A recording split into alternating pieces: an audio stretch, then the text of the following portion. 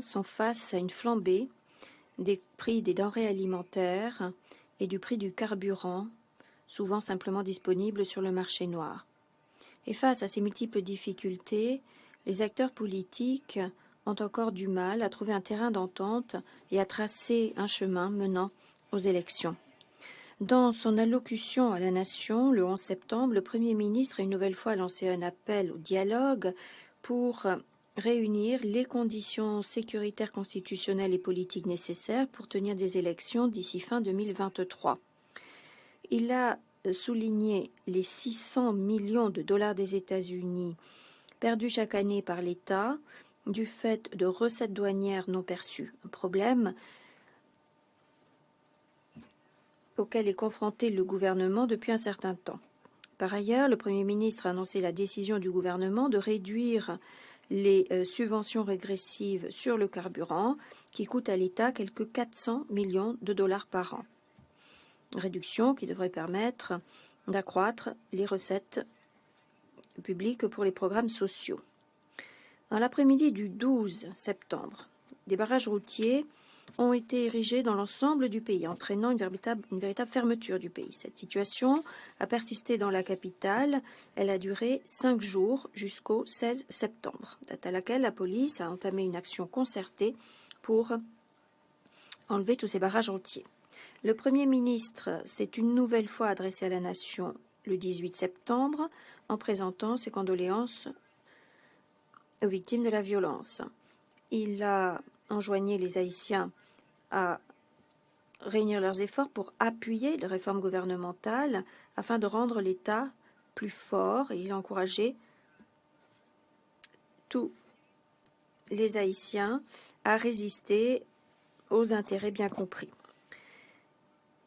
Dans la soirée, le même jour, une des plus grandes alliances de gangs criminels de la capitale a bloqué le principal terminal de carburant à Port-au-Prince, de Port-au-Prince à Vareux.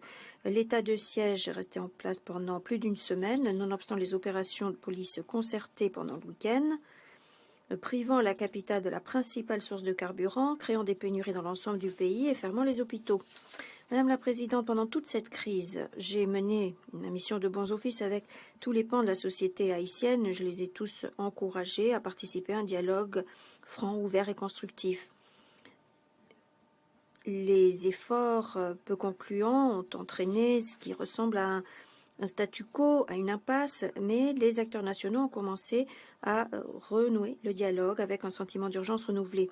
Ces dernières semaines, les représentants du gouvernement, les groupes politiques et les organisations de la société civile ont lancé de nouvelles consultations pour voir comment dégager un consensus plus large pour parvenir à des élections, mais nous n'en sommes pas encore là.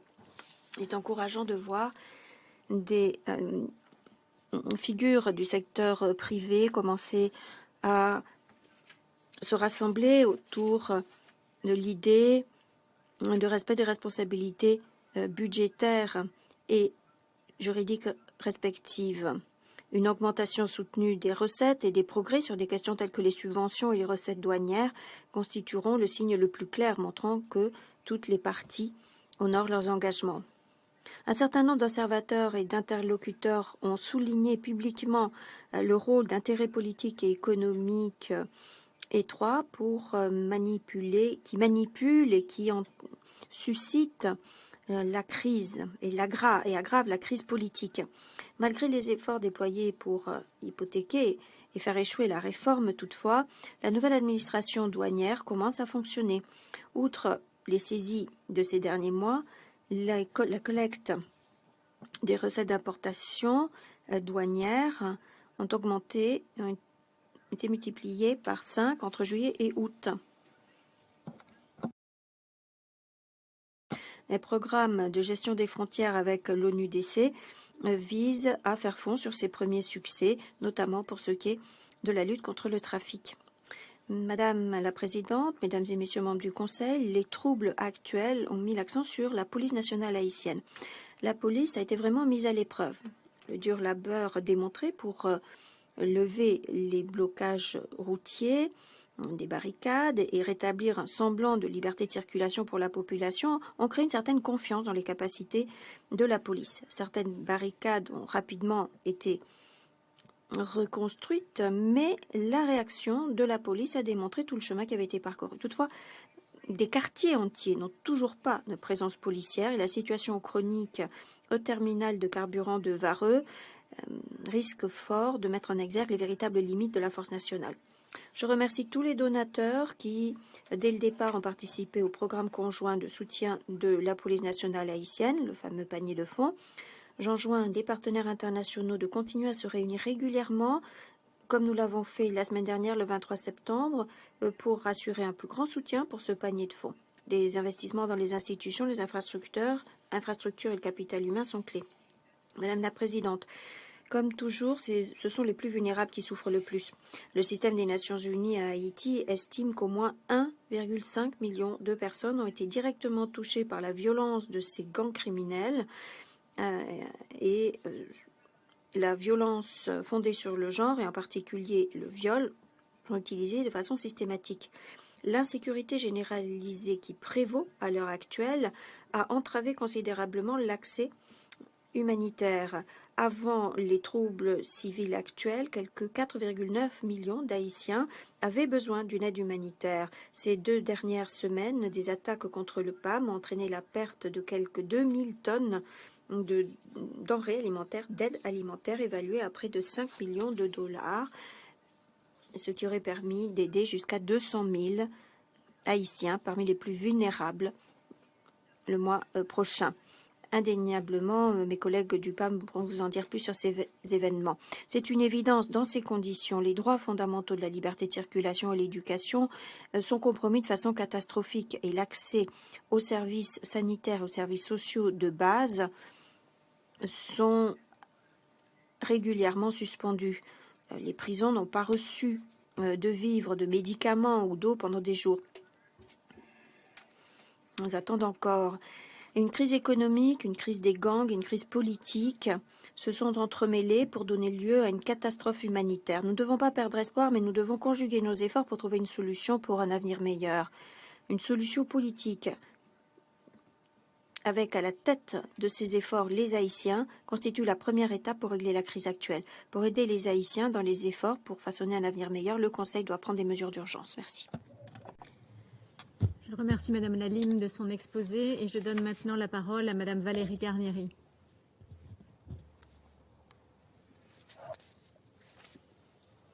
Thank you, Madam President. Merci Madame la Présidente. Madame la Présidente, Mesdames et Messieurs membres du Conseil de sécurité, chers collègues et chers partenaires.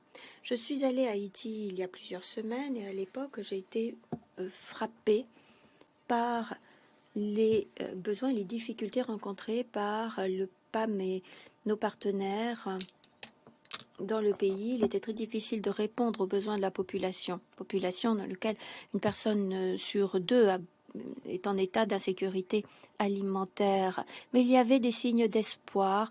Un tiers des écoliers recevaient des aliments cultivés par des exploitants locaux. Et par ailleurs, nous faisions tout pour que les enfants aient un repas équilibré à l'école.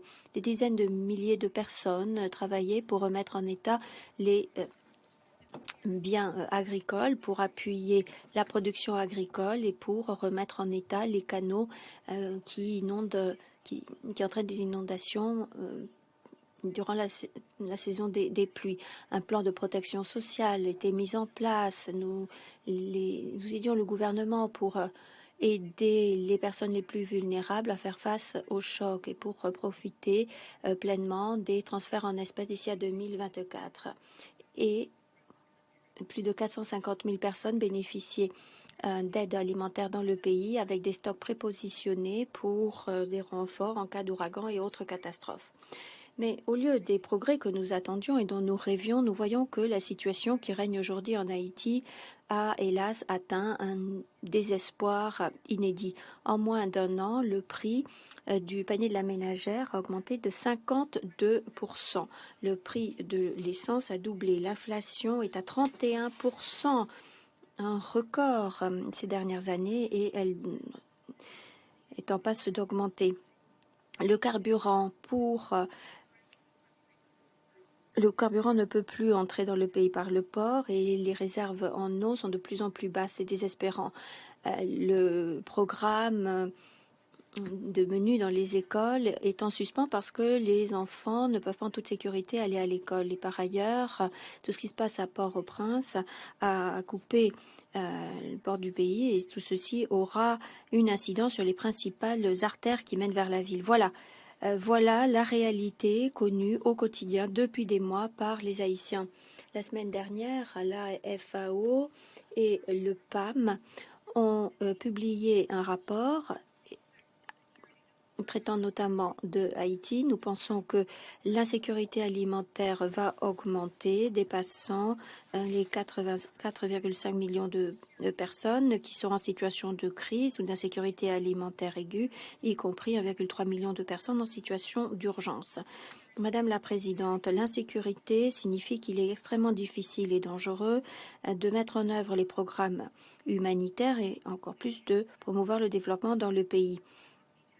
Là, dans la capitale, il y a des blocages qui rendent impossible le ravitaillement pour les carburants et autres. Les manifestants ont pillé des entrepôts humanitaires dans l'ensemble du pays, épuisant des stocks qui étaient prépositionnés pour les situations de catastrophe et pour aider les plus vulnérables. Comme l'a dit Madame Lalime, en une semaine, nous avons perdu un tiers de nos stocks alimentaires, étant donné que 2 de nos 4 entrepôts ont été pris pour cible, ont été pillés. Il y avait plus de 2000 tonnes de denrées alimentaires. Cela n'aurait pu nous permettre de nourrir 218 000 Haïtiens. D'autres ONG sont dans la même situation avec ces pillages et on estime que 6 millions de dollars de vivres ont été perdus. Cela aurait pu aider 400 000 personnes. Ces pillages ont des impacts très négatifs sur la préparation juste avant la saison des ouragans. Néanmoins, le PAM et d'autres acteurs restent à Haïti et nous avons bien l'intention d'y rester et de faire notre travail.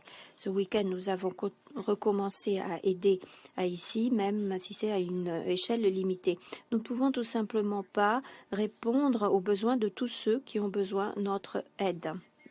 Et c'est la raison pour laquelle nous souhaitons vraiment avoir le soutien accru des États membres, c'est-à-dire de vous-même, pour faciliter plus encore l'accès humanitaire et pour mieux protéger les biens et le personnel humanitaire. Nous assumons notre rôle, nous travaillons dur pour avoir cet accès. Nous avons déjà une percée au début de l'été à Cité Soleil où l'accès de l'aide humanitaire a été possible.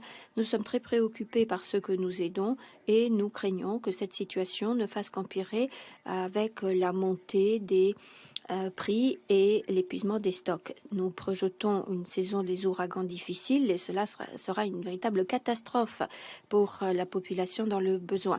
Par ailleurs, soulignons-le, la fourniture de services logistiques comme les services aériens des Nations Unies gérés par les PAM et les services de navigation que nous mettons en place pour contourner les zones tenues par les gangs sont dans une situation difficile. Il y a un sous-financement, il faut une aide et en effet, il faut être prêt à évacuer le personnel dans une situation difficile. En pensant au mois à venir, nous savons déjà qu'il va être de plus en plus onéreux de travailler en Haïti. Le PAM, les autres institutions, les partenaires ONG n'ont d'autres solutions que de renforcer leur sécurité dans le pays en prenant des mesures supplémentaires pour protéger le personnel et les entrepôts. Il va falloir au moins reconstruire un entrepôt. Madame la Présidente, Mesdames et Messieurs membres du Conseil, chers collègues et partenaires, je saisis aussi cette occasion pour intervenir aujourd'hui afin de souligner que les opérations humanitaires en Haïti sont chroniquement sous-financées et que cette crise fait que l'urgence de votre soutien est encore plus manifeste pour inverser cette tendance négative. Le plan de réponse humanitaire n'est financé qu'à hauteur de 22%. Il nous faut davantage de fonds pour les affaires humanitaires et il faut investir davantage pour aider les Haïtiens à répondre à leurs besoins de base pour assurer leurs moyens de subsistance et les services de base. Madame la Présidente, la gravité de la violence, l'ampleur des besoins et les risques encourus par la population et tous ceux d'entre nous qui essaient d'aider Haïti sont clairs et graves. Haïti a besoin d'aide maintenant. Nous comptons sur votre attention et votre soutien. Je vous remercie. Je remercie Madame Garnieri pour son intervention et je donne maintenant la parole à Madame Gada Wali. La parole est à vous.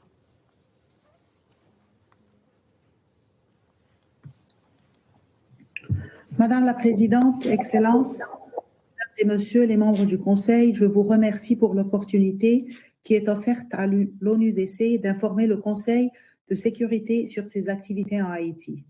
La violence, le crime organisé ainsi que la présence et les affrontements entre gangs armés compromettent la stabilité, la sécurité et l'état de droit en Haïti et entravent les efforts de paix et les perspectives de développement durable. Ses 1500 km de côte et sa frontière terrestre de 360 km avec la République dominicaine font d'Haïti un pays particulièrement vulnérable au trafic illicite de commodités, notamment de drogue, d'armes à feu et de munitions.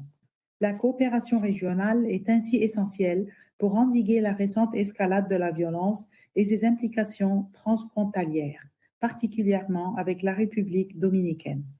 L'ONUDC travaille notamment avec la CARICOM et son agence dédiée de lutte pour la sécurité et contre le crime.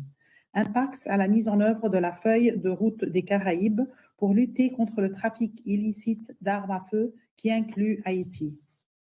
Madame la Présidente, soutenir les services d'application de la loi et de la justice pénale en Haïti doit être une des priorités pour assister la population haïtienne et prévenir toute déstabilisation régionale. En mars de cette année, une équipe multidisciplinaire de l'ONUDC a mené une mission d'évaluation à Haïti en étroite collaboration avec le BNU et a identifié comme domaine prioritaire la nécessité de renforcer les capacités et la technologie pour sécuriser les frontières, les ports et les aéroports internationaux contre le trafic illicite et la criminalité organisée, réduire la prolifération des armes à feu illicites ainsi que la nécessité d'endiguer la corruption endémique. Reconnaissant ces réalités, le gouvernement haïtien a directement confié à l'ONUDC la tâche de l'appuyer à renforcer ses capacités de gestion des frontières grâce à une contribution financière dédiée. Dans le cadre de ce programme, dont la mise en œuvre vient de débuter, l'ONUDC travaille à la cartographie des activités criminelles transnationales en Haïti et leur impact régional. Sur le plan opérationnel, nous appuyons le renforcement des capacités des autorités haïtiennes à inspecter les conteneurs en des points stratégiques tels que Port-au-Prince, Port-Lafiteau, le port international de Cap-Haïtien, les frontières terrestres de Louanaminthe, Belader, Malpasse et Anse-à-Pitre, en collaboration avec les autorités dominicaines. Cette assistance couvre également le contrôle du frein aérien, le transport des passagers et du courrier à l'aéroport international Toussaint-Louverture de Port-au-Prince et l'aéroport international de Cap-Haïtien. Ces efforts doivent permettre de veiller à ce que les revenus douaniers puissent effectivement être reversés à des activités de soutien à la modernisation et à la sécurisation des frontières. La réalisation de ces objectifs nécessite l'accès aux ports et l'engagement avec les autorités portuaires et les sociétés privées. L'ONUDC restera dans le pays pour s'assurer que lorsque les conditions sécuritaires le permettront, nous serons prêts à prendre des mesures renforcées. Parallèlement à ces efforts, l'ONUDC coopère avec le BNU et le PNUD dans le cadre d'un programme conjoint dédié pour soutenir la police nationale dans les actions prioritaires identifiées, y compris le renforcement des capacités médico-légales. Les investissements et les efforts déployés dans le secteur de la sécurité doivent être associés aux efforts similaires tout au long de la chaîne de la justice pénale. Haïti a besoin d'une police compétente, d'enquêtes solides, des procureurs efficaces et d'un système judiciaire indépendant pour que la justice puisse fonctionner. Les organisations criminelles doivent être traduites devant les tribunaux. L'impunité doit prendre fin au nom du peuple haïtien. C'est dans cet esprit que l'ONUDC collabore avec le PNUD et le Haut Commissariat aux droits de l'homme avec l'appui du Fonds des Nations Unies pour la consolidation de la paix afin de soutenir la lutte contre la corruption. Dans le même temps, il y a tout un travail à faire. Par exemple, nous devons mieux comprendre les flux du trafic en Haïti en mettant l'accent sur les armes à feu et les drogues, ce qui nous permettra d'avoir des informations pour concevoir des plans bien adaptés pour la justice pénale et la gestion des frontières.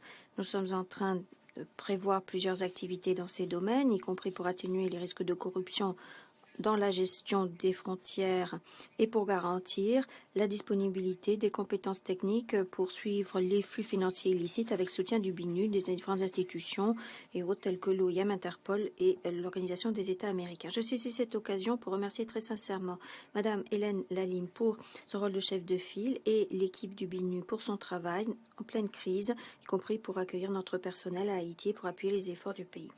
En collaboration avec le BINUD et tous nos partenaires, l'ONUDC est prêt à continuer à élargir ses interventions en Haïti pour contribuer à des fondations plus stables pour la paix et la sécurité dans le pays. Je vous remercie. Je remercie Madame Wally de son exposé et je donne maintenant la parole aux membres du Conseil qui souhaitent faire une déclaration. Je donne la parole au représentant de la Chine.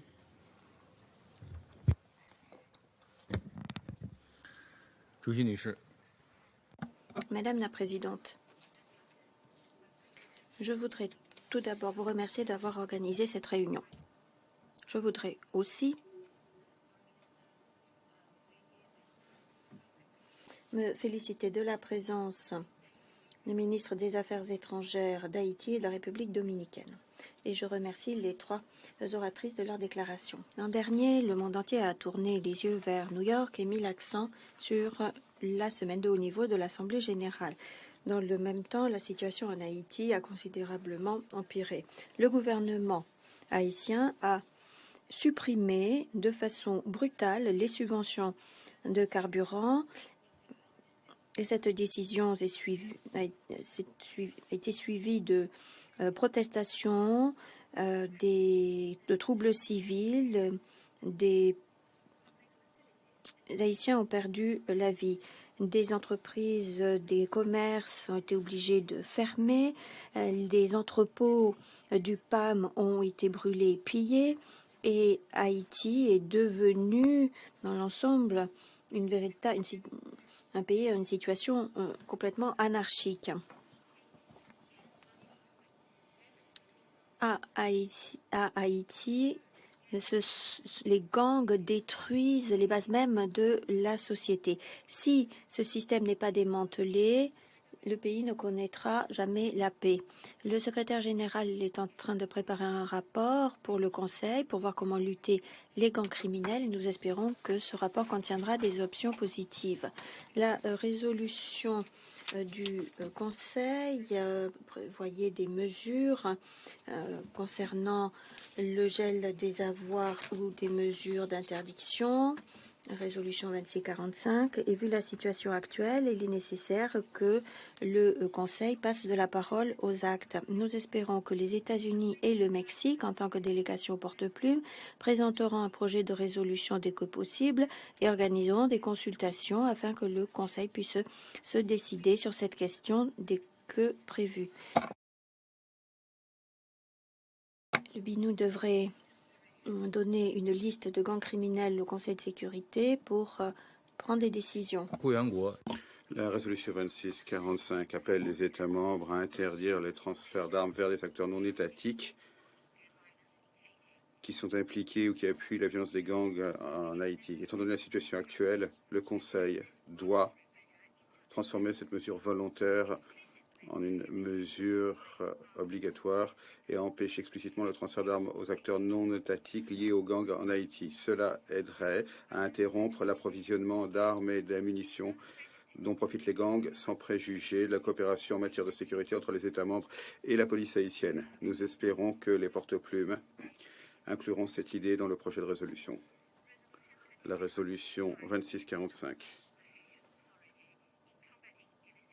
soutient la lutte contre les flux financiers illicites, le détournement et le trafic d'armes des autorités haïtiennes et appuie leur gestion des frontières et des ports. La situation en Haïti étant ce qu'elle est, le Conseil doit aider Haïti à accorder la priorité à la gestion des ports et à la réforme des douanes. Nous nous félicitons de nouveaux investissements à cet égard de la part de la communauté internationale et de l'ONUDC en particulier, et du renforcement de l'appui et de la coopération de la part des pays intéressés. Nous espérons que le nouveau projet de résolution traitera également de ce point. Madame la Présidente, les activités de l'Union en Haïti depuis 30 ans ont prouvé que l'aide internationale ne peut jouer qu'un rôle de catalyseur, de promotion et de facilitation, et que la question d'Haïti ne peut être réglée que par le peuple haïtien lui-même. L'impasse politique en Haïti dure depuis des années, et il y a une ferme volonté de restauration de l'ordre constitutionnel. Nous espérons que toutes les parties haïtiennes mèneront en urgence des consultations politiques et, le plus rapidement possible, édifieront des institutions nationales qui jouiront du véritable soutien du peuple haïtien et qui représenteront ses intérêts. L'ONU et les autres institutions doivent continuer à jouer un rôle actif à cet égard. Je dois également souligner en même temps que ni l'ONU ni quelque organisation que ce soit, quelque pays que ce soit ne peut choisir de camp. Nous avons pris bonne note de l'engagement du Premier ministre Henry et du gouvernement intérimaire visant à créer les conditions propices aux élections d'ici à la fin de l'année. Nous attendons la présentation en octobre d'un rapport concret et crédible au Conseil par le gouvernement haïtien. L'ONU est en Haïti pour apporter son aide, mais depuis un certain temps, l'opinion publique a un avis négatif concernant l'ONU. Nous espérons que le BINU fera davantage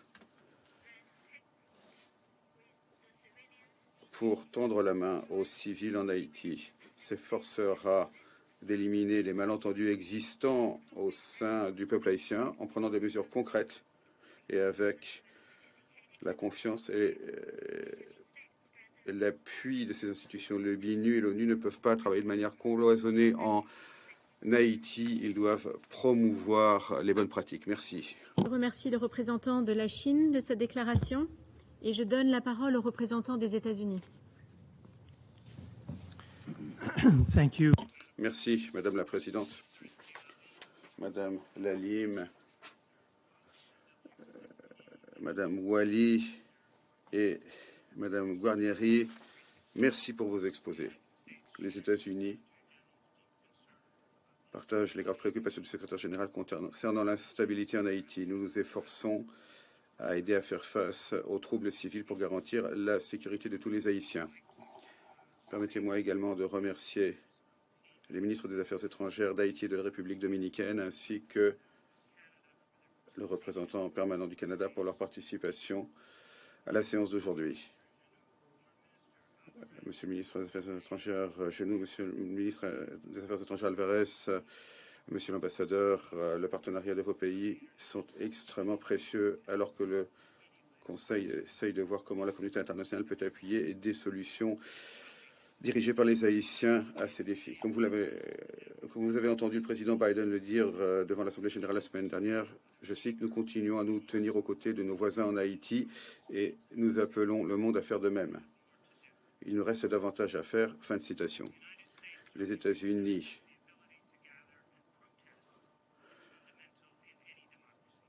savent parfaitement bien que la possibilité de manifester et de se rassembler est fondamentale dans toute démocratie. Cela dit, nous condamnons les actes de pillage et de destruction qui ont eu lieu récemment en Haïti. Nous avons été atterrés par les pillages qui ont eu lieu à un entrepôt du PAM à Gonaïves le 15 septembre, lors duquel 1 million de doses alimentaires ont été pillées, ainsi que le pillage d'un entrepôt de l'UNOPS à la CAI la semaine dernière. Nous appelons tous les Haïtiens à exprimer leur point de vue de manière pacifique, qui protègent les acteurs humanitaires, respectent les forces de l'ordre et permettent un accès sans entrave aux denrées alimentaires, à l'eau et aux soins médicaux pour les Haïtiens. Nous savons tous que la sécurité en Haïti s'est dégradée au cours de l'année écoulée, alors que les gangs criminels continuent à ravager de nombreuses parties du pays, ce qui entraîne de nombreux meurtres et enlèvements. Nous sommes préoccupés par la dégradation de l'indépendance et de la capacité à agir de la justice. Et l'impunité dont semble jouir l'élite du pays. Nous sommes préoccupés par des signalements d'assauts sexuels par les gangs contre les femmes et les filles, ainsi que l'augmentation du recrutement et de l'utilisation des mineurs dans les activités des gangs, y compris le fait d'armer les mineurs afin qu'ils participent directement aux conflits violents. Cela continue à nous rappeler l'importance qu'il y a à soutenir la police nationale haïtienne. Nous sommes fermement attachés aux efforts visant à renforcer la capacité de la police haïtienne à lutter contre les gangs, y compris les efforts communautaires visant à lutter contre le recrutement par les gangs, le déploiement d'experts en lutte anti-gang supplémentaires et l'appui visant à renforcer les capacités anti-gang de la police haïtienne. Nous fournirons davantage de matériel à la police haïtienne, par exemple du matériel protecteur et de nouveaux véhicules. Ces 18 derniers mois, les États-Unis ont fourni plus de 80 millions de dollars d'aide à la police haïtienne. La semaine dernière, nous avons fourni des biens d'urgence pour aider la police à préserver ses opérations face aux troubles violents. La police haïtienne continue à avoir besoin de davantage d'aide.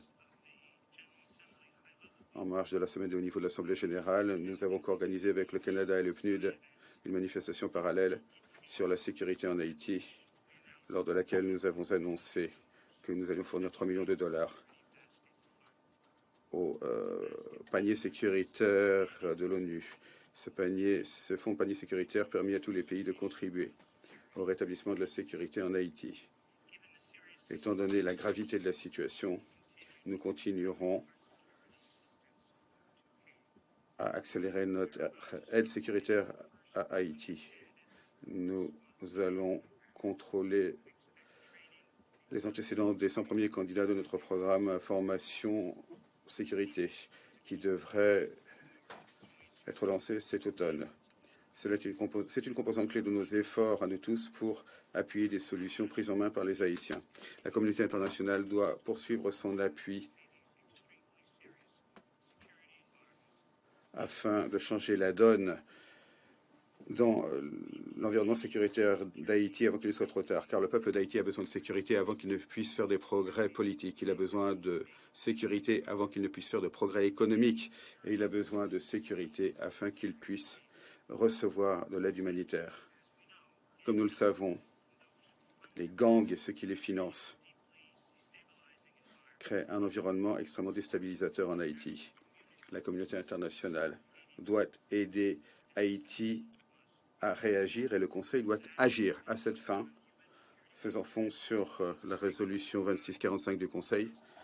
Nous œuvrons avec nos partenaires et coporte-plume, le Mexique, sur un projet de résolution qui propose des mesures très précises pour permettre au Conseil de sécurité à relever les nombreux défis auxquels est confronté le peuple haïtien. Nous avons l'intention de diffuser un projet de résolution dans les jours à venir. Madame la Présidente, nous avons le devoir maintenant de redoubler d'efforts pour aider Haïti. En combinant nos efforts, nous pouvons envoyer un message clair à tous ceux qui visent à saper la sécurité des Haïtiens ordinaires. Vous n'y arriverez pas. Faisons en sorte qu'Haïti puisse donner à ses citoyens la sécurité et la stabilité politique qu'ils méritent. Je vous remercie, Madame la Présidente. Je remercie le représentant des États-Unis de son intervention et je donne maintenant la parole au représentant du Mexique. Presidenta. Je vous remercie, Madame la Présidente.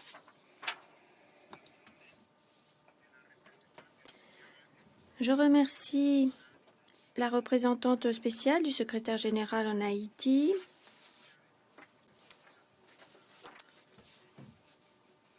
Madame Lim. Je remercie également la directrice exécutive de l'ONUDC, Madame Fatih Wali, ainsi que la vice-directrice exécutive du PAM, Madame Guarnieri, de leurs exposés. Nous nous félicitons également de la présence parmi nous du ministre des Affaires étrangères de la République dominicaine,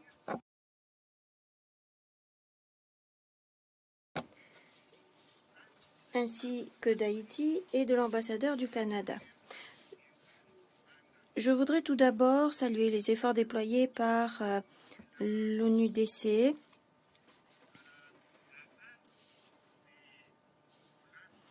pour essayer de freiner, dans la mesure du possible, le trafic illicite des armes. Et je me félicite aussi du travail effectué par le PAM pour répondre aux besoins croissants de la population haïtienne. Nous appuyons également une nouvelle fois le travail de la BINU dans des conditions extrêmement difficiles. Évidemment, nous condamnons les pillages récents dans l'entrepôt du PAM. Le niveau de violence enregistré ces derniers jours est vraiment alarmant.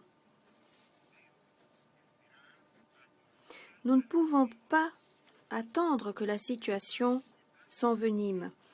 Il faut que le Conseil de sécurité et la communauté internationale prennent de toute urgence des mesures supplémentaires plus efficaces que celles qui ont été adoptées à ce jour. Comme cela était prévisible, compte tenu de la détérioration de la situation, les droits humains pâtissent également des troubles. Les conséquences de la violence armée sur les enfants, filles et garçons de Haïti sont déplorables. Cela entrave considérablement le droit à l'éducation et à la santé. Nous condamnons de façon énergique tous ceux qui recrutent des filles et des garçons pour participer aux activités criminelles. Monsieur le Président, il est évident que la police nationale haïtienne a besoin d'un soutien réel de la communauté internationale. La police a besoin de matériel, de technologie, d'entraînement. Elle a également besoin d'un programme efficace pour freiner la criminalité organisée et faire face aux bandes organisées, lesquelles exercent un contrôle sur l'économie locale et sur la vie quotidienne dans la capitale et dans les zones avoisinantes. Dans ce sens, Madame la Présidente, un véritable dialogue national n'a que trop attendu. Le rétablissement de la gouvernance n'a que beaucoup trop attendu. Ce n'est que grâce à un dialogue participatif que Haïti pourra commencer à retrouver la stabilité, rétablir ses institutions et forger la réconciliation. Une réponse politique au défi d'Haïti, dirigée et prise en main par tous les Haïtiens. Une voie politique durable vers le rétablissement de la gouvernance en Haïti exigera également l'appui de la communauté internationale. L'Irlande attend avec intérêt de revenir ici dans les semaines à venir, conformément à la résolution 2645, pour entendre des informations actualisées de la part du gouvernement d'Haïti sur les efforts visant à établir un cadre pour un processus politique et des informations du BINU sur son appui à ces efforts. Soyons clairs, pour que ce processus réussisse, tous les secteurs de la société, y compris les femmes et les jeunes, doivent pleinement participer à tout processus politique. Madame la Présidente, avant tout, pour rompre ce cycle de la violence en Haïti exigera de la volonté politique. L'Irlande appelle tous les acteurs à s'engager en faveur du dialogue pour répondre aux besoins et aux attentes du peuple haïtien. Ce peuple n'a que trop attendu que l'on agisse sur un accord politique qui soit à la hauteur de l'urgence de leurs souffrances. Pour que les dirigeants politiques entendent leurs appels, il faut faire cela maintenant. Merci, Madame la Présidente. Merci le représentant de l'Irlande de sa déclaration et je donne maintenant la parole au représentant du Kenya. Thank you, Madam President. je vous remercie, Madame la Présidente. J'ai l'honneur de prononcer cette déclaration au nom du A3, à savoir le Gabon, le Ghana et le Kenya. Nous remercions la Chine d'avoir demandé cette réunion et nous remercions également la représentante spéciale du secrétaire général, Madame Hélène Lalim, ainsi que Madame Gada Wali et Madame Valérie Guarnieri. Nous nous félicitons de la participation de Son Excellence le ministre des Affaires étrangères du culte d'Haïti, de Son Excellence le ministre des Affaires étrangères du Canada et de Son Excellence le ministre des Affaires étrangères de la République dominicaine. Le A3 reste vivement préoccupé par la détérioration rapide de la situation en Haïti. Si les tendances actuelles se confirment, les Haïtiens vont connaître un effondrement de l'État, une aggravation des souffrances humanitaires et l'insécurité croissante. Les dimensions de la crise sont bien connues. Il est inutile de s'appesantir plus avant sur la question sans présenter des propositions concrètes. Lors de la dernière réunion du Conseil sur la situation en juin, les membres ont dit être convaincus que des mesures draconiennes urgentes étaient nécessaires pour empêcher une nouvelle dégradation de la situation. Les solutions présentées, toutefois, ne font pas le figure face à l'ampleur de la crise. Un BINU ayant davantage de ressources est une solution bienvenue, de même que les efforts limités pour former et mieux équiper la police. Mais il est clair qu'il faut aller plus loin. Toutefois, alors même que nos 3 pays demandent des mesures plus ambitieuses, nous reconnaissons qu'historiquement, l'expérience des interventions en Haïti par la communauté internationale et les acteurs externes a été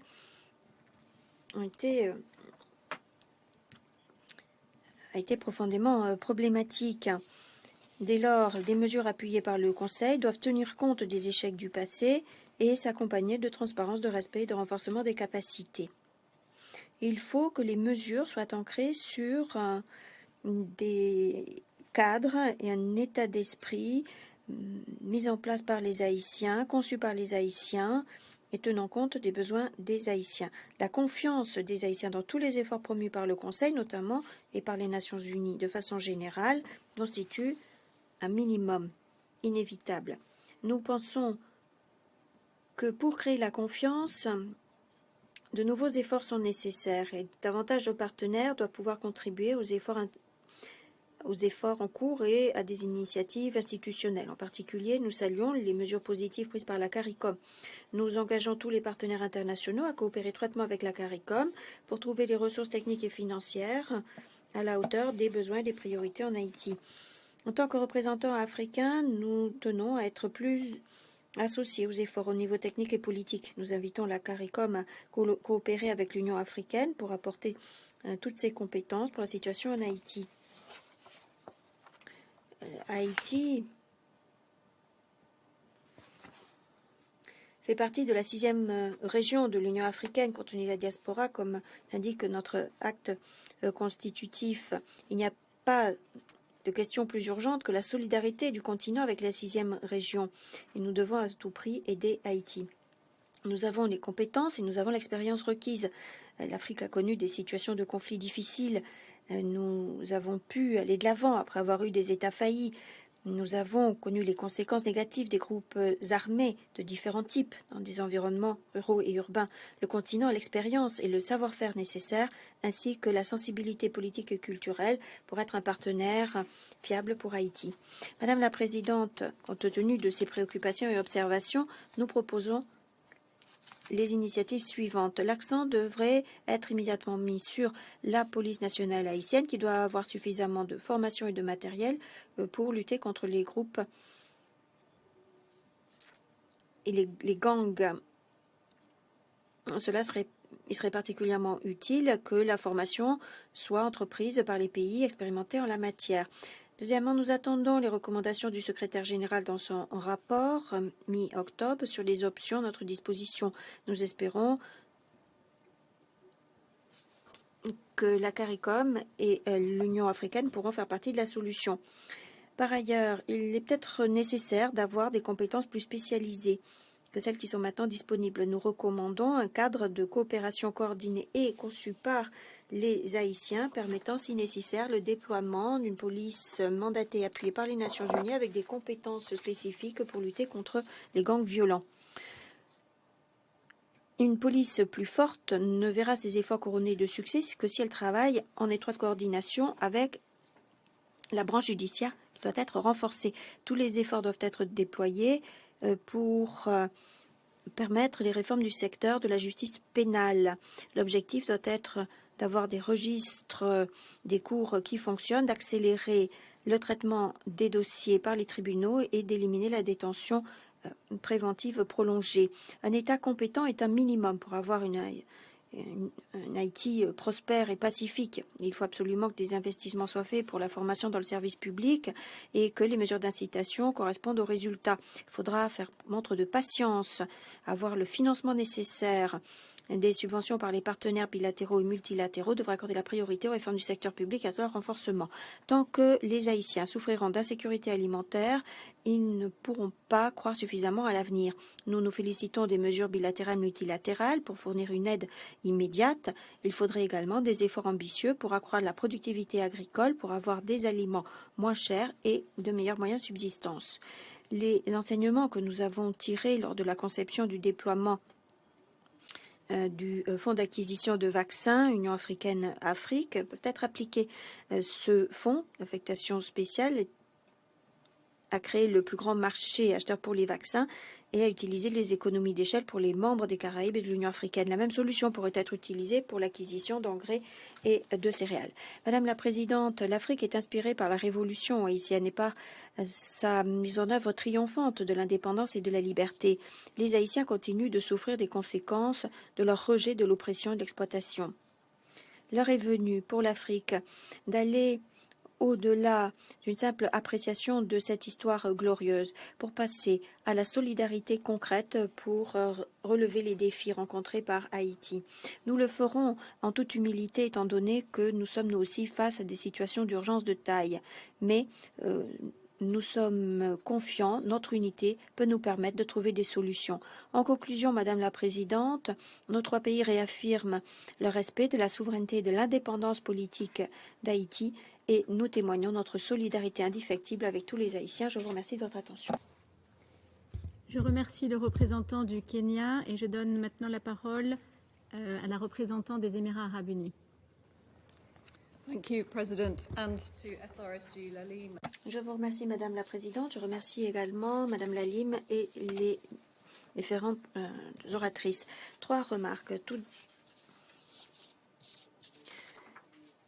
Tout d'abord, comme d'autres, le Royaume-Uni reste très préoccupé par la détérioration constante de la sécurité en Haïti. La violence et l'insécurité aggravent plus encore les multiples difficultés rencontrées par Haïti et intensifient la vulnérabilité des Haïtiens. Comme nous l'avons vu aujourd'hui, la situation humanitaire à Haïti continue de se détériorer. Ancrée dans des crises de longue date sur le plan économique, sécuritaire et sociopolitique, l'escalade actuelle de ces problèmes a accru l'insécurité alimentaire des Haïtiens.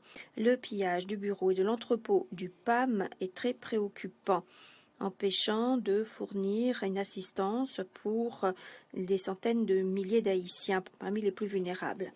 Nous encourageons tous les acteurs à coopérer pour trouver des solutions urgentes et pour appuyer le relèvement et le progrès pour le peuple haïtien.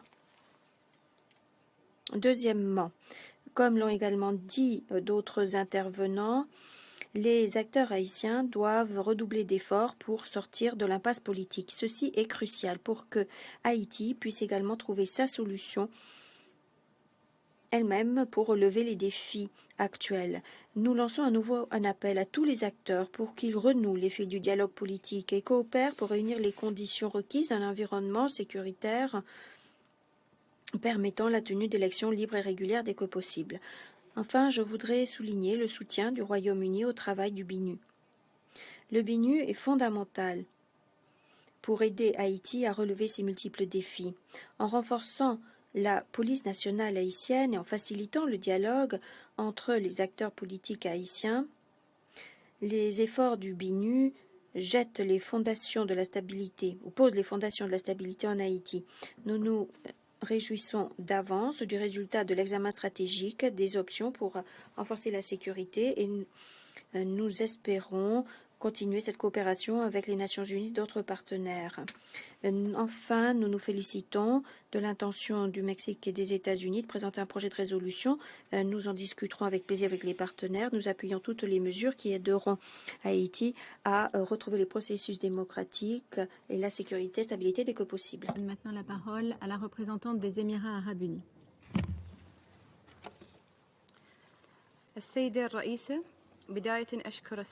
Madame la Présidente, d'entrée de jeu, je voudrais remercier Madame Hélène Lalim, Madame Gada Wali et Madame Valérie Guarnieri de leurs exposés.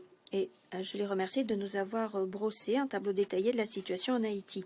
Nous continuons de suivre la situation de près. Nous nous félicitons par ailleurs de la présence parmi nous des ministres du Canada, d'Haïti et de la République dominicaine. Compte tenu de l'évolution de la situation en Haïti, nous sommes vivement préoccupés par l'escalade grave des troubles sociaux dans tout le pays, y compris par les attaques contre les infrastructures civiles. Nous condamnons tous ces actes de violence qui déchirent le tissu social des communautés haïtiennes et sapent les efforts déployés pour parvenir à une paix durable. La situation actuelle requiert la cessation de toutes les hostilités et souligne l'urgente nécessité d'un dialogue inclusif et calme, notamment pour que Haïti puisse avancer à nouveau sur la voie d'une solution politique durable. Madame la Présidente, le pillage d'entrepôts humanitaires, y compris de ceux appartenant au programme alimentaire mondial, est inacceptable. Non seulement près de la moitié de la population souffre d'une insécurité alimentaire chronique, mais par ailleurs, des agissements de ce type compromettent gravement la fourniture de l'aide humanitaire urgente, y compris en eau et en vivres, alors que cela est vital pour les plus vulnérables. Nous devons garantir la fourniture sûre, opportune et sans entrave de l'aide pour améliorer les conditions de vie qui ne cesse d'empirer en Haïti. La détérioration de la situation souligne par ailleurs l'urgente nécessité de renforcer les capacités dans le secteur de la sécurité, y compris la police nationale et le système judiciaire. Le renforcement des capacités dans ce domaine renforcera la riposte face aux difficultés de sécurité complexes telles que l'escalade de la violence des gangs et le flux illégal d'armes. Nous attendons avec impatience le projet de résolution sur cette question. Nous pensons que le rôle complémentaire de l'ONUDC sera primordial à cet égard et nous espérons que ces programmes donneront des résultats concrets. Nous pensons également que pour régler les problèmes politiques, humanitaires, économiques et sécuritaires, il faut une démarche inclusive et globale. Alors que le Conseil de sécurité continue de suivre de près la situation, nous attendons avec impatience les 2 prochains rapports du secrétaire général ainsi que les dernières informations du gouvernement haïtien sur l'évolution de la situation concernant le règlement politique. Ces rapports seront cruciaux pour orienter les discussions du Conseil sur Haïti le mois prochain et nous les étudierons attentivement. En conclusion, nous saluons les efforts du BINU et de tout le personnel des Nations Unies qui travaillent sans relâche dans des conditions difficiles. Les Émirats arabes unis réaffirment aussi leur solidarité avec le peuple haïtien. Je vous remercie, Madame la Présidente. Je remercie la représentante des Émirats arabes unis pour sa présentation et je donne maintenant la parole à la représentante de la Norvège. Thank you, President. Je vous remercie, Madame la Présidente. Je remercie la représentante spéciale du secrétaire général, Madame Lalim, ainsi que le PAM et l'ONUDC de leurs exposés circonstanciés. Je me félicite aussi de la participation des ministres des Affaires étrangères d'Haïti et de la République dominicaine et du représentant permanent du Canada à la présente réunion. Nous sommes extrêmement préoccupés par ce que nous avons entendu aujourd'hui. La situation économique et sociale d'Haïti pâtit encore aujourd'hui de l'instabilité politique qui accroît la violence, les troubles sociaux et met à mal le développement.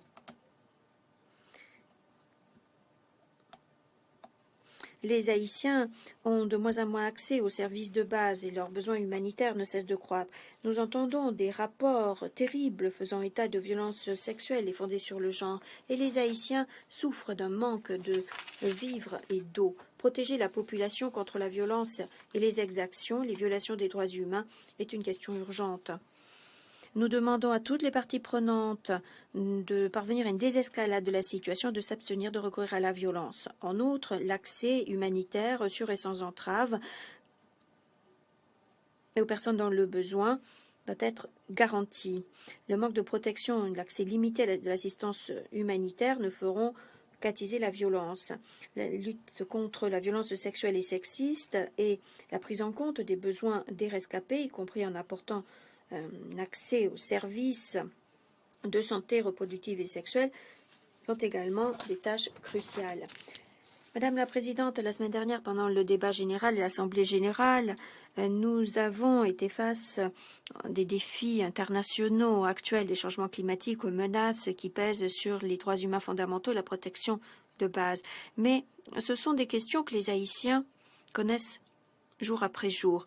Nous devons régler la situation, améliorer la sécurité, redoubler d'efforts pour trouver une solution politique à la crise. Les dirigeants politiques et l'opposition doivent reconnaître la gravité de la situation et accepter des compromis dans l'intérêt des Haïtiens. Nous attendons donc avec impatience le prochain rapport du gouvernement haïtien qui va présenter les efforts de réconciliation et les projets d'élection. Rapport prévu avant le 17 octobre. Une solution inclusive trouvée par les Haïtiens est indispensable pour remédier à la situation actuelle. Néanmoins, la communauté internationale, y compris la Norvège, sont prêtes à aider si nécessaire. Nous attendons aussi les recommandations du secrétaire général présentées en consultation avec les Haïtiens pour lutter contre la violence considérable qui est le fait des bandes organisées. Ces rapports, ainsi que le rapport ordinaire de la BINU, seront des jalons importants lorsque nous discuterons de solutions pour Haïti en octobre. Nous coopérerons ensemble pour rompre ce cycle de violence des gangs et pour que les auteurs de ces crimes rendent des comptes. Nous travaillerons de façon constructive et participerons aux discussions sur la résolution proposée par les États-Unis et le Mexique. Merci. Merci la représentante de la Norvège de sa déclaration et je donne maintenant la parole au représentant du Brésil. Je vous remercie, Madame la Présidente. Madame la Présidente, je voudrais tout d'abord remercier la Chine d'avoir demandé cette réunion qui tombe à point nommé.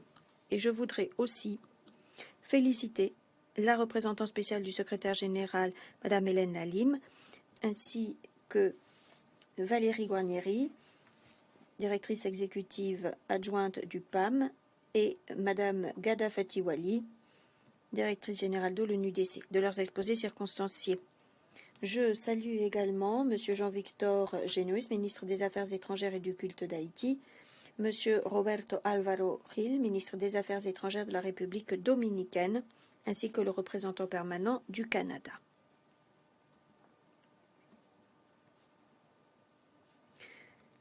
Il est regrettable de voir que le Conseil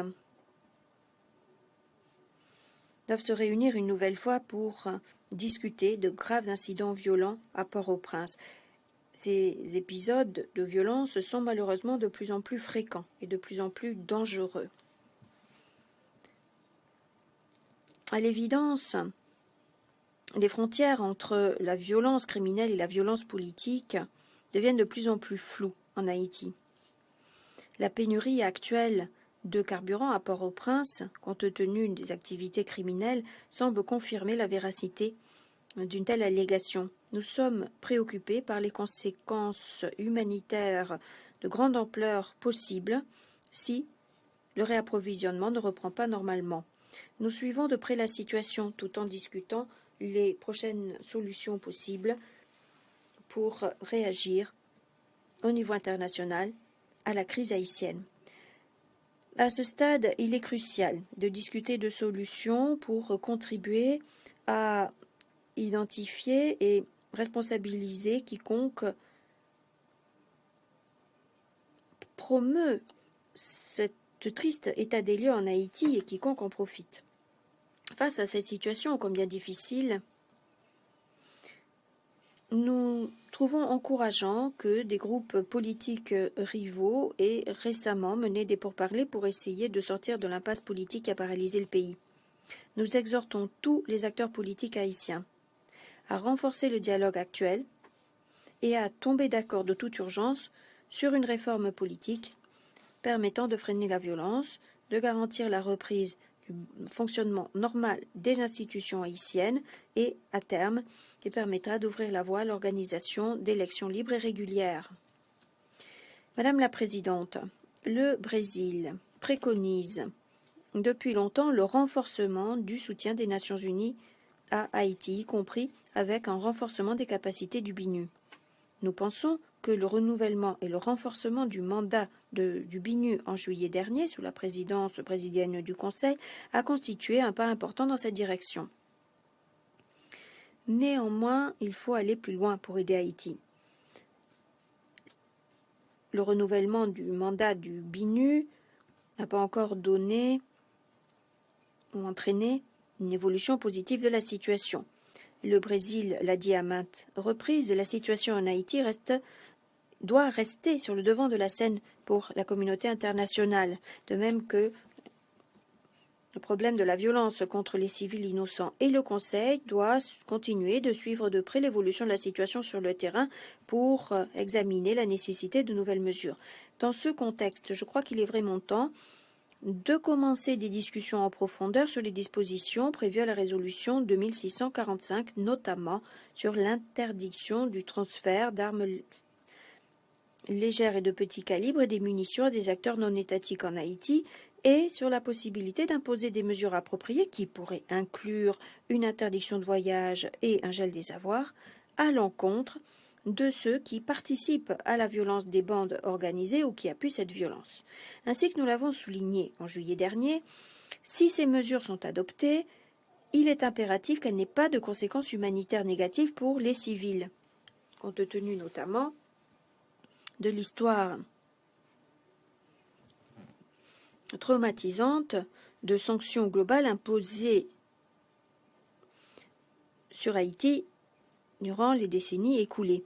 Les paramètres tels que les critères d'inscription sur les listes, les conditions de levée des sanctions, les dérogations humanitaires et les exceptions sont essentiels pour appliquer ces mesures de façon efficace et responsable. De surcroît, s'agissant des options possibles pour renforcer le soutien au secteur de la sécurité en Haïti, le Brésil prend note des initiatives bilatérales et nous attendons le rapport du secrétaire général sur cette question, rapport devant être publié le 15 octobre.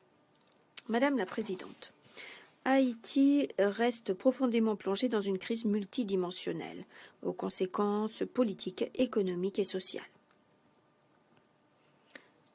À n'en pas douter, la sécurité est un aspect clé de la crise, mais ce n'est pas le seul aspect. Haïti a besoin de changements qui vont bien au-delà d'une meilleure lutte contre les activités criminelles. N'oublions pas que pour régler une crise multidimensionnelle, il est indispensable d'avoir une riposte multidimensionnelle. Par conséquent, outre les mesures sécuritaires, les progrès socio-économiques en Haïti sont primordiaux pour remédier à la crise de façon durable et efficace. Le Brésil est prêt à coopérer avec d'autres partenaires pour apporter un soutien supplémentaire au gouvernement et au peuple haïtien. Le Brésil participe à des efforts de coopération technique et humanitaire avec Haïti dans différents domaines, santé, éducation, agriculture. Dans le cadre de ces efforts, cette semaine, le Brésil alloue 650 000 $ au fonds créé pour la reconstruction de la péninsule méridionale d'Haïti, durement frappée par un séisme en 2021. Et cela s'ajoute au processus et au projet de coopération que j'ai déjà mentionné dans de précédentes réunions du Conseil. Et nous espérons que d'autres pays donateurs pourront s'associer à cette initiative. Madame la Présidente, en ce qui nous concerne, je voudrais souligner qu'Haïti est depuis longtemps une priorité pour le Brésil et le restera. Le Brésil contribue depuis longtemps à la paix et la stabilité en Haïti et nous restons déterminés à aider Haïti et les Haïtiens, notamment en ces temps difficiles. Je vous remercie. Je remercie le représentant du Brésil de sa déclaration et je donne maintenant la parole au représentant de la Fédération de Russie. Merci, Madame la Présidente. Nous remercions les intervenantes pour leurs informations. Nous saluons la présence ici des ministres des Affaires étrangères d'Haïti et de la République dominicaine. Les nouvelles selon lesquelles la situation à Port-au-Prince est en train de se stabiliser nous inspirent de l'espoir. Néanmoins, tout porte à croire que le pays reste à deux doigts de la catastrophe. Il y a là-bas une véritable guerre des gangs qui, pour la population civile, entraîne des enlèvements, des pillages, des violences. Et chacun a déjà l'habitude de craindre pour sa vie. Les autorités Le résultat prévisible de cette situation, ce sont des manifestations provoquées par la décision du gouvernement de supprimer les subventions sur le carburant et les désordres à grande échelle qui accompagnent ce phénomène les appellent à la démission des dirigeants du pays. Nous entendons des déclarations sur lesquelles c'est la mafia et les oligarques locaux qui se trouvent derrière ces manifestations, ainsi que leurs parrains. Mais les tentatives d'améliorer la situation et de faire baisser l'insatisfaction de la population sont clairement inadéquates. Nous avons affaire à la frustration de la société qui a perdu confiance dans les autorités. Nous n'avons cessé de dire qu'il était indispensable d'avoir un large dialogue politique et de lancer un processus d'élection et de réforme. Malheureusement, nous ne voyons aucune action cohérente et ciblée visant au retour d'Haïti sur la voie constitutionnelle et celle du développement. Nous sommes particulièrement déçus par le fait que les acteurs extérieurs qui disposent véritablement de levier du pouvoir à Port-au-Prince ne prennent pas de mesures visant véritablement à régler la crise dans le pays. En fait, ils ignorent ce qui se passe. Nous connaissons tous la difficile histoire d'Haïti, nous savons de quoi il s'agit. Les appels à se tenir aux côtés d'Haïti, lancés depuis la tribune de l'Assemblée générale, ne suffisent pas. Il faut faire des efforts pour que l'assassinat du président Moïse, il y a 14 mois, soit enfin élucidé. Et les coupables doivent être punis. On ne peut pas ignorer le fait que ça fait 6 ans qu'il n'y a pas eu d'élection dans le pays et que ça fait longtemps que les pouvoirs du gouvernement et d'une grande partie du Parlement ont expiré, y compris dans le contexte de la signature en 2001 de la Charte démocratique interaméricaine.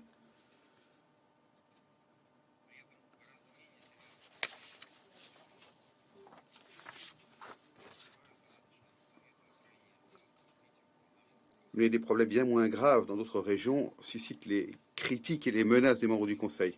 Je crois que vous devez être honnête et soit appeler un chat, soit reconnaître que vous appliquez le 2 poids 2 mesures concernant différents pays à l'ordre du jour du Conseil.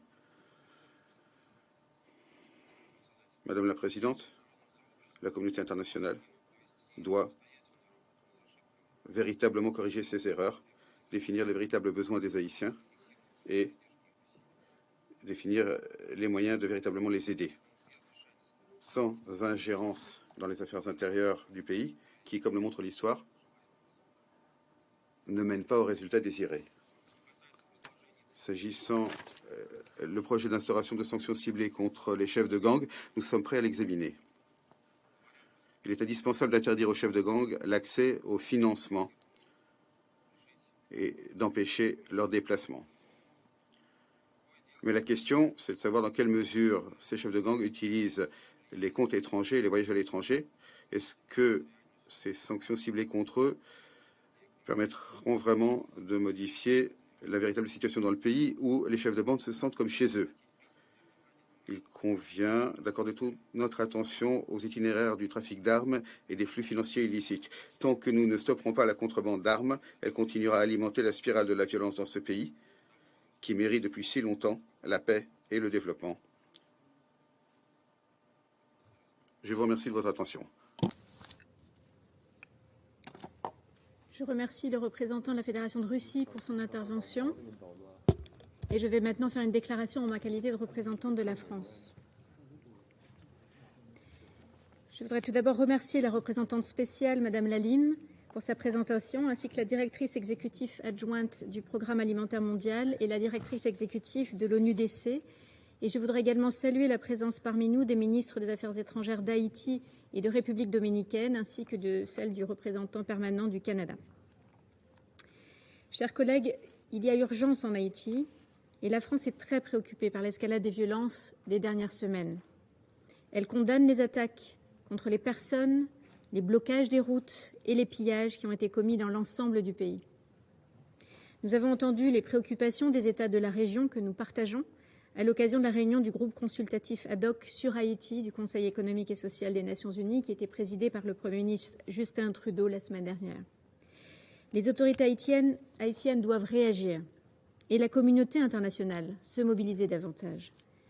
Nous suivons de près la mise en œuvre de la résolution 2645 du 15 juillet 2022 qui rappelle clairement notre engagement collectif à accompagner Haïti vers la sortie de crise en définissant nos attentes et en mobilisant davantage les Nations unies sur place. Je porterai pour ma part 3 messages simples. Premièrement, la France exhorte tous les acteurs politiques haïtiens à trouver un accord menant à l'organisation d'élections démocratiques lorsque les conditions sécuritaires seront réunies. Nous appelons la classe politique à faire preuve de responsabilité afin de renouer le dialogue, afin de sortir de l'impasse actuelle. Nous serons très attentifs au rapport que les autorités haïtiennes doivent remettre au Conseil afin de présenter tous les progrès effectués. Deuxièmement, il faut mettre un terme à la violence des gangs. Les groupes criminels multiplient les exactions en toute impunité. Ils sapent l'autorité de l'État. Ils pillent ses ressources. Or, chacun le sait, sans sécurité, il n'y aura ni État de droit, ni développement. Nous avons engagé des actions pour renforcer la police nationale haïtienne, y compris à travers le BINU, et nous continuerons d'agir en ce sens. La France se tient prête à exercer davantage de pression sur tous ceux qui alimentent la spirale de la violence en Haïti. Le soutien à une justice efficace, la lutte contre l'impunité doivent être nos priorités.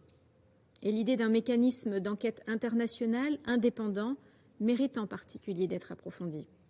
La France soutiendra et soutient le principe d'une résolution telle qu'il vient d'être présenté par les représentants des États-Unis et du Mexique.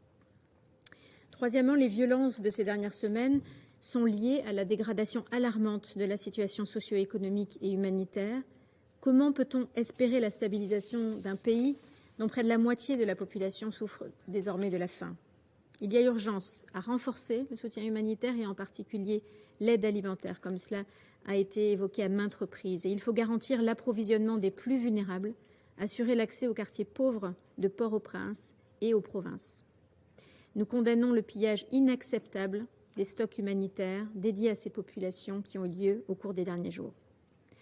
En retour, l'État haïtien doit renforcer la gouvernance, la redevabilité de ces institutions, et notamment dans la lutte contre la corruption.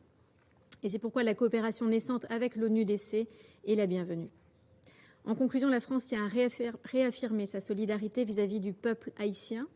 Elle continuera avec l'Union européenne, avec l'Organisation internationale de la francophonie, à mobiliser la communauté internationale pour fournir l'aide nécessaire. Je vous remercie. Je reprends mes fonctions de présidente du Conseil et je donne à présent la parole à son Excellence Monsieur Jean-Victor Généus, le ministre des Affaires étrangères et des cultes d'Haïti. Vous avez la parole. Madame la Présidente, Mesdames, Messieurs les ambassadeurs, Madame la représentante du secrétaire général, Monsieur le ministre, je voudrais tout d'abord exprimer mes plus vifs remerciements à la Présidente pour avoir bien voulu organiser cette réunion d'information sur la situation en Haïti et d'avoir accepté que le gouvernement haïtien puisse y participer. C'est le témoignage de l'intérêt particulier et de l'engagement manifeste du Conseil pour Haïti et son peuple et sa bonne disposition à aider le gouvernement dans la recherche d'une solution durable aux problèmes multiples et complexes auxquels le pays est confronté. À cet égard, je tiens à saluer le travail réalisé par le BINU et la représentante spéciale du secrétaire général, Mme Hélène Lalime, et pour les efforts déployés dans un contexte aussi difficile afin d'accomplir le mandat qui lui a été attribué par le Conseil de sécurité dans ses différentes résolutions. Je voudrais aussi remercier les différents intervenants pour leurs remarques judicieuses. Nous en avons pris note. Madame la Présidente, point n'est besoin de souligner l'importance de cette réunion qui arrive à point nommé. En effet, il permet au gouvernement, par mon organe, d'informer le Conseil des derniers développements de la situation sociopolitique et sécuritaire du pays, des efforts que le gouvernement est en train de déployer afin de l'améliorer et du même coup de présenter à la communauté internationale ses attentes en vue de nous permettre de sortir définitivement de cette crise multidimensionnelle qui a trop duré. Le 12 septembre dernier, des manifestations violentes ont éclaté dans le pays suite à la décision du gouvernement de cesser la subvention des produits pétroliers, entraînant du même coup l'augmentation des prix du prix des carburants. Cette décision, quoique difficile, était un impératif car l'État perdait un total de 400 millions de dollars par année. D'autre part, il s'agissait d'assainir les finances publiques en adoptant un budget d'austérité par des réformes macroéconomiques. Le gouvernement a entrepris une grande réforme au niveau de l'administration générale des douanes pour lutter contre la contrebande, augmenter les recettes douanières et freiner l'entrée des armes et des munitions dans le pays. Ainsi, ces mesures ont permis à la douane de collecter pour le mois d'août près de 8 milliards de gourdes, soit une augmentation de plus de 40%. Utilisant cette augmentation des prix comme cheval de bataille, les conséquences sociales à court terme inhérentes à cette mesure, ajoutées également à leur mécontentement contre les réformes douanières et l'adoption prochaine de nouvelles mesures, les pêcheurs traditionnels en eau trouble qu'on trouve dans le secteur politique et dans le secteur privé des affaires ont mis à exécution leur plan pour créer une situation chaotique dans le pays.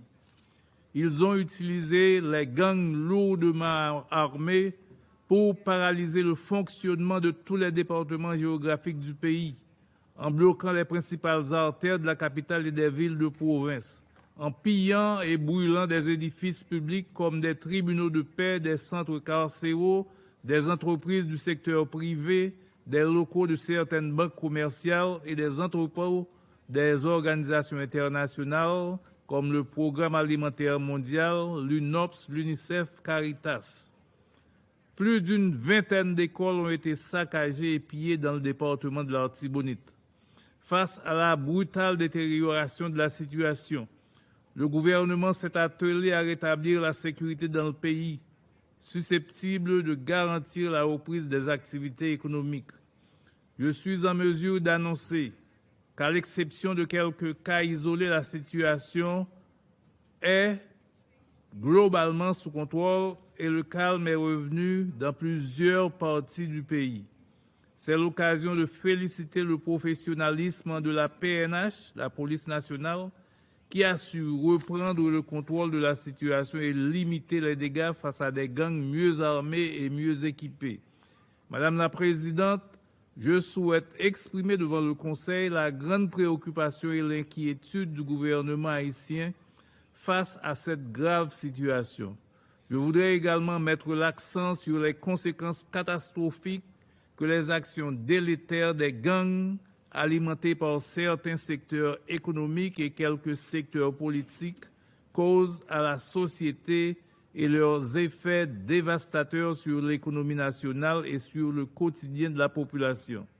Les conséquences sont extrêmement graves. Les manifestations violentes et destructives, ainsi que les difficultés rencontrées dans la livraison et l'approvisionnement du pays en carburant à cause du blocage des routes imposé par les gangs armés au niveau du terminal pétrolier de Vareux, complique davantage la situation économique déjà précaire du pays. Le carburant étant un produit transversal qui concerne toute l'activité économique, une telle situation est de nature à paralyser l'État et à jeter le pays dans une paralysie presque totale. Pour cause, certaines entreprises privées menacent de plier bagages et de se relocaliser ailleurs. Le parc industriel de Caracol, l'un des plus importants du pays, vient d'annoncer l'arrêt de ses opérations hier dimanche, faute de carburant, ce qui pourrait faire perdre 12 000 emplois dans un contexte de croissance économique négative. De plus, la fermeture de certains hôpitaux est enregistrée faute d'approvisionnement en carburant et la réouverture des classes déjà reportées au 3 octobre prochain reste hypothétique. Face à l'aggravation de l'insécurité, il nous faut un accompagnement très robuste de la communauté internationale pour soutenir la PNH dans sa lutte contre les bandes armées. L'appel lancé par le secrétaire général de l'Organisation des Nations Unies va dans le bon sens et mérite d'être approfondi. C'est aussi l'occasion d'inviter d'autres partenaires à œuvrer davantage. Dans cet ordre d'idées, nous remercions les initiateurs de la réunion organisée le 23 septembre dernier sur le Basket Fund, ainsi que les États qui ont fait des annonces de contribution en vue de supporter le travail de la PNH. Pour faire face à ces actions de terrorisme, le gouvernement mise beaucoup sur la collaboration de la communauté internationale. Il nous faut barrer la route à ces fauteurs de troubles, ces promoteurs de la violence qui profitent de l'instabilité chronique d'Haïti pour s'enrichir dans la contrebande, le trafic de la drogue, des armes et des munitions. Dans ce contexte, les auteurs directs et intellectuels des actes criminels et terroristes, notamment ceux perpétrés ces derniers jours, seront réprimés avec la dernière rigueur par la PNH et déférés par devant la justice haïtienne. Nous saluons également la décision de certains pays d'envisager d'imposer des sanctions à l'égard de ceux et celles qui participent d'une façon ou d'une autre aux activités criminelles d'insécurité dans le pays. Il s'agit d'un grand pas dans la bonne direction pour en finir avec le phénomène de l'insécurité dans le pays. Madame la Présidente, de ce fait, la priorité de l'heure est le retour à l'ordre constitutionnel à travers le rétablissement de la sécurité et le dialogue politique, conditions essentielles pour la tenue des élections générales, le rétablissement des institutions démocratiques et républicaines, ce qui permettra d'adresser les questions sociales et économiques. À ce propos, je suis heureux d'annoncer que présentement, des négociations sont en cours et nous espérons qu'un accord politique pourra être trouvé sous peu, ce qui permettra le déblocage de la situation. Le Premier ministre n'a jamais ménagé ses efforts et est toujours resté ouvert pour poursuivre le dialogue, seul moyen de résoudre la crise politique. Je vous remercie. Je remercie Son Excellence M. Généus pour sa déclaration et je donne maintenant la parole à Son Excellence M. Roberto Alvarez Gil, le ministre des Affaires étrangères de la République dominicaine. Muchas gracias. Je vous remercie, Madame la Présidente.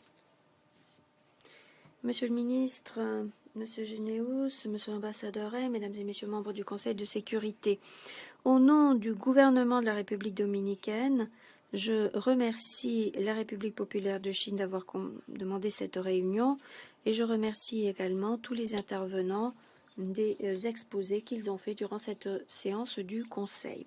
Nous remercions également le Conseil de sécurité d'avoir adopté la résolution 2645 en juillet dernier pour proroger d'un an le mandat du Bureau intégré des Nations Unies en Haïti.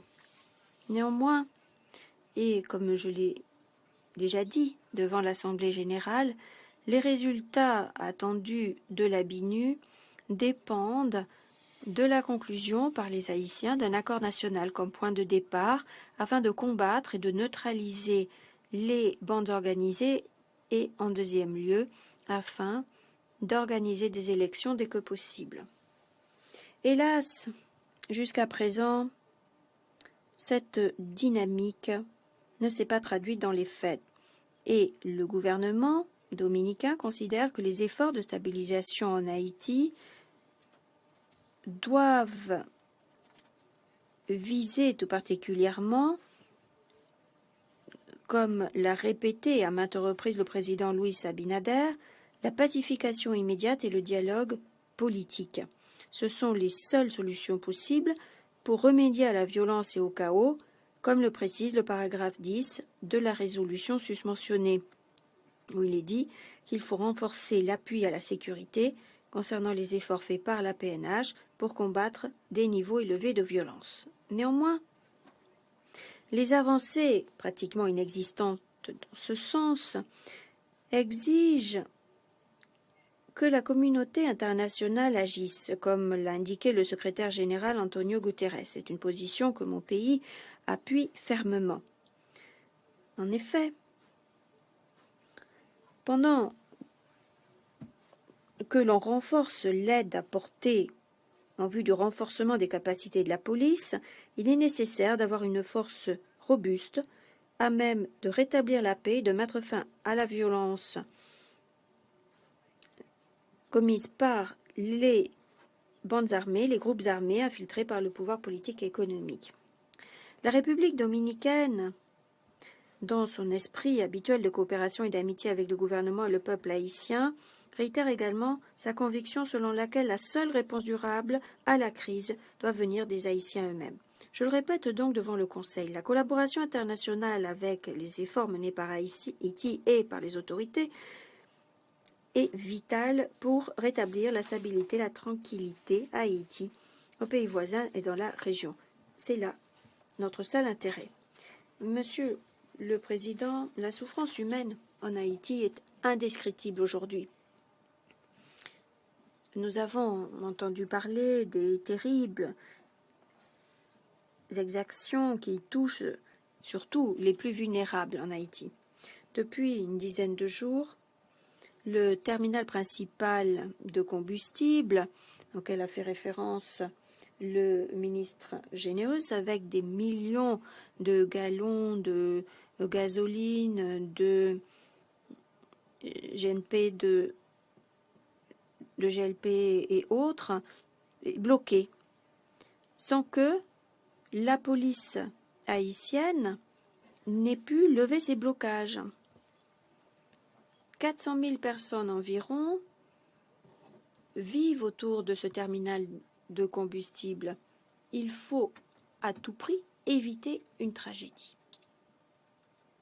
Par conséquent, pour terminer, Madame la Présidente, je voudrais répéter les propos du président Luis Abinader l'an dernier à l'occasion de la 76e session de l'Assemblée générale. Je cite: Haïti ne peut pas attendre davantage. Nous devons agir de façon responsable et nous devons agir dès maintenant. Merci. Je remercie son Excellence Monsieur Alvarez Gil pour sa déclaration et je donne maintenant la parole au représentant du Canada. Merci, Madame la Présidente. Thank you to you, Madame. Merci à vous, Madame la Présidente. Merci à mes collègues. Merci au ministre Gill et au ministre Chéniès. J'ai eu la possibilité de me rendre en Haïti et en République dominicaine fin août en tant que président du groupe consultatif auprès de l'ECOSOC et à titre national.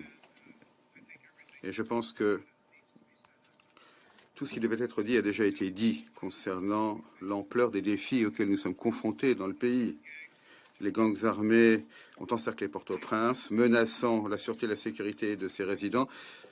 Le principal tribunal du pays est tombé pendant un moment sous le contrôle des gangs. C'est presque une métaphore pour l'effondrement de l'ordre public. Les enfants ne peuvent pas aller à l'école. De nombreux Haïtiens sont confrontés à des pénuries chroniques alimentaires et la sécurité alimentaire augmente. À Cité-Soleil et dans d'autres zones, les femmes enceintes ne peuvent pas avoir accès à des services sanitaires essentiels à raison de la violence créée par les gangs. Les entreprises ferment, les Haïtiens fuient le pays ou sont déplacés en interne. Et pourtant, nous devons saluer la remarquable résilience du peuple haïtien. Étant donné ces sombres réalités, la communauté internationale doit renforcer sa détermination et se tenir aux côtés des Haïtiens solidaires pour les aider à relever ces défis si complexes alors que les tensions ne cessent d'augmenter. Poursuit un engagement en Haïti. La semaine dernière, en collaboration avec nos partenaires des Caraïbes et le gouvernement d'Haïti, le Premier ministre Trudeau a présidé une rencontre du groupe consultatif ad hoc sur Haïti du Conseil économique et social. En tant qu'amis, voisins et partenaires d'Haïti, nous avons discuté de l'importance d'intensifier notre appui à ce pays, non seulement à court terme, mais également à long terme. Ceci inclut une assistance afin d'aider Haïti à identifier les causes profondes des défis complexes et interconnectés auxquels le pays est confronté. Madame la Présidente, nous devons appuyer Haïti à créer les conditions propices à un dialogue national inclusif, et j'étais heureux d'entendre les nouvelles aujourd'hui de la part du ministre Généus, afin de permettre à l'ensemble de la population de dessiner les pourtours d'un parcours vers des élections crédibles et un retour à un gouvernement stable et démocratique. Et nous devons nous assurer de donner à Haïti tout l'appui dont le pays a besoin pour ne laisser personne derrière. Évidemment, cela veut dire accorder l'opportunité aux femmes et aux jeunes de jouer le rôle important qui leur revient dans la détermination de leur avenir. Madame la Présidente, nous avons répondu à l'appel de la police nationale haïtienne pour l'aider à lutter contre les gangs armés qui terrorisent, et ce n'est pas une exagération, qui littéralement terrorisent la population haïtienne. Avec l'ONU et la police nationale haïtienne, nous avons créé et financé un panier de fonds géré par le PNUD qui permettra de faire en sorte que l'aide internationale pour la sécurité soit plus efficace et mieux coordonnée. Nous nous félicitons de l'engagement, de la promesse récemment annoncée vendredi par les États-Unis en appui à ce fonds, ce panier de fonds, et je dois vous dire à vous tous que nous encourageons les autres États membres à y contribuer, car c'est d'une importance vitale. We also welcome and Nous nous félicitons également, et cela a été confirmé par beaucoup des orateurs aujourd'hui, la possibilité de nouvelles mesures qui seraient prises par le Conseil pour aider Haïti à juguler le pouvoir des gangs armés. Nous exhortons également le Conseil à faire en sorte, et beaucoup d'autres l'ont dit, et je suis d'accord avec eux, faire en sorte que les mesures soient ciblées de manière efficace et ne nuisent pas à la capacité de l'ONU à aider la population haïtienne. J'ai été tout à fait encouragé par les commentaires sur ce point par de nombreuses délégations, y compris de la Fédération de Russie, du Brésil et de la Chine. Je crois que c'est tout à fait utile que nous convenions du fait que les sanctions peuvent être nécessaires, mais il faut que ce soit les bonnes sanctions contre les bonnes personnes. Elles ne doivent pas ralentir ou nuire de quelque manière que ce soit à la nécessité d'aider Haïti en cette période de besoin, de faire en sorte que l'aide humanitaire au développement ne souffre pas de quelque manière que ce soit. Cela étant dit, c'est facile à dire, ce n'est pas facile à faire. Mais c'est ce que nous devons faire. Et nous devons également stopper les gangs. Et il faut trouver un moyen efficace de le faire. appuyer le gouvernement d'Haïti à renforcer sa capacité à combattre la corruption, les crimes économiques, ainsi que le blanchiment d'argent. En son sens, nous continuerons à renforcer les capacités des institutions juridiques haïtiennes à poursuivre les auteurs de ces crimes. I have 5 questions. J'ai 5 questions et j'espère que le Conseil pourra les examiner. Pas seulement le Conseil, mais de nombreux États membres. Premièrement, comment mettons-nous un terme très rapidement à la violence, tout en évitant les erreurs qui ont été faites par le passé, par les interventions précédentes? Il faut comprendre que c'est un aspect essentiel. Deuxième point, deuxième question. Comment augmenter immédiatement et efficacement la reddition de comptes en cas de criminalité qui implique non seulement la police, mais également l'ensemble du système judiciaire? Troisièmement, comment pouvons-nous contribuer au dialogue politique sans nous ingérer dans ce dialogue? Comment faire en sorte qu'il se produise sans dire aux personnes ce qu'elles doivent faire? Quatrièmement, comment répondre à la crise alimentaire et énergétique immédiate et en même temps, comment aider le gouvernement haïtien à élaborer un plan à long terme pour la prospérité et les investissements? Enfin, comment faire en sorte que la région réagissent de manière plus concertée et efficace, comme l'a dit mon collègue kényan, de la part de la CARICOM, de la République dominicaine, de la communauté internationale, y compris l'Afrique, tout en faisant en sorte que les Haïtiens s'approprient pleinement les changements politiques et les prennent en charge. Nous n'avons pas réussi à trouver la formule magique par le passé, mais ça ne veut pas dire qu'il faut arrêter de la rechercher. Nos efforts, notre encouragement et notre respect. Et c'est dans cet esprit que le Canada va continuer de faire ses efforts avec vous tous, avec nos partenaires haïtiens et de la République dominicaine. Merci beaucoup. Gracias. Je remercie le représentant du Canada de sa déclaration.